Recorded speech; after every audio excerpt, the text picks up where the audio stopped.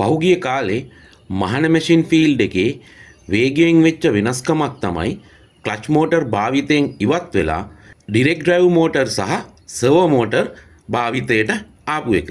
මේ වෙනකොට clutch motor එකක් එක්ක අලුත් මැෂින් එකක් විකුණන්න තියනවා දැක ගන්න ගොඩාක් අමාරුයි. බොහෝ විට දැන් අලුත් මැෂින් එකක් එක්ක එන්නේ එක්කෝ මැෂින් එකටම හයි කරපු ඩිරෙක්ට් ඩ්‍රයිව් මෝටරයක්, එහෙම නැත්නම් සර්වෝ මෝටර් එකක්.